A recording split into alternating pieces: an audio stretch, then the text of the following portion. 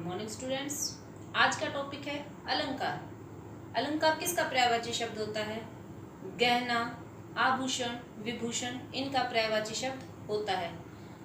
जिस प्रकार शरीर की शोभा आभूषण से बढ़ती है, उसी प्रकार कविता की, काव्य की सुंदरता किससे बढ़ेगी? अलंकारों से।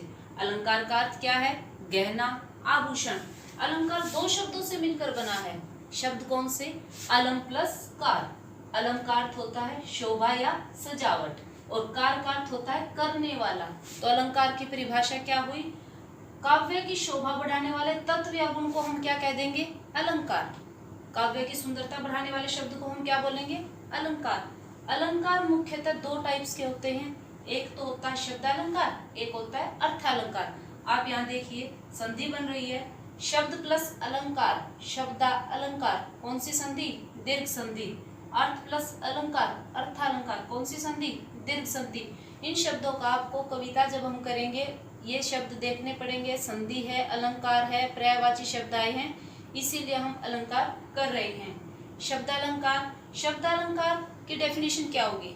अब अलंकार की थी कि काव्य की शोभा बढ़ाने वाले तत्व को हमने क्या नाम दे दिया? अलंकार। उसी प्रकार शब्दालंकार की डेफिनेशन क्या होगी?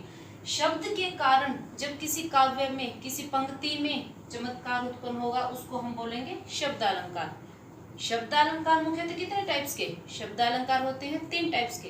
नंबर 1 अनुप्रास, नंबर 2 यमक, नंबर 3 श्लेष अलंकार।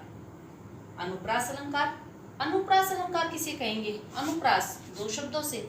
अनु का अर्थ क्या होता है? बार बार चलने वाला, पीछे चलने वाला या बार बार आने वाला। और प्रास का अर्थ होता है वर्ण। या तो समान वर्ण मिलेंगे या व्यंजन, दोनों का मीनिंग अर्थ एक है।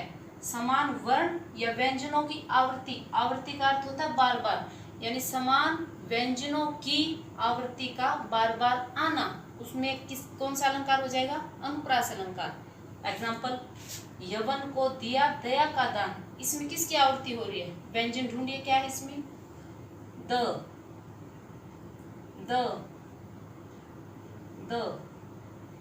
किसकी हुई? देवन।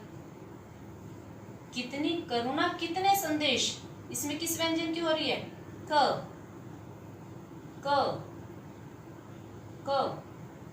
चारु चंद्र की चंचल किरणें। इसमें किसकी हो रही है? च।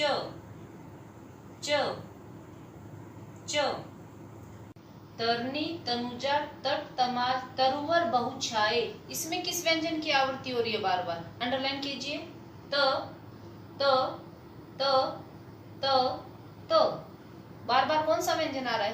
तैवन। तो आप क्या लिखेंगे? तैवन के कारण कौन सा अलंकार हो रहा है इसमें? अनुप्रास अलंकार। क्विक रिवीजन करेंगे आप। देखिए, अलंकार। अलंकार का अर्थ होता है गहना या आभूषण। अलंकार किस शब्द से मिलकर बना है? अलम प्लस कार। याद करना पड़ेगा, क्विक रिवीजन। अलंकार काव्य की जो शोभा बढ़ाएंगे उस तत्व को हम क्या कहेंगे? अलंकार। कितने प्रकार के होते हैं? 2 प्रकार के, शब्दालंकार और अर्थालंकार।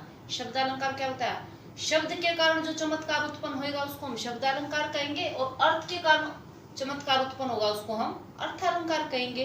कितने प्रकार के होते हैं शब्दालंकार? 3 प्रकार के, अनुप्रास, यमक, श्लेष। आज हम कर रहे थे अनुप्रास अलंकार। बार बार व्यंजन का आना, व्यंजन का बार बार आना। किसी भी पंक्ति में हम देखेंगे कोई व्यंजन बार बार आ रहा है तो वहां पर क्या मिलेगा हमें? अनुप्रास अलंकार। अनुप्रास अलंकार के आप बुक से और एग्जाम्पल उठाइए, प्रैक्टिस कीजिए। अलंकार आपके अच्छे से क्लियर होंगे। जहां भी डाउट है पूछिए, अलंकार में कहाँ आपको प्रॉब्लम आ रही है। ज्यादा से ज्यादा एग्जाम्पल की प्रैक्टिस करेंगे, अलंकार क्लियर हो जाएंगे। ओके।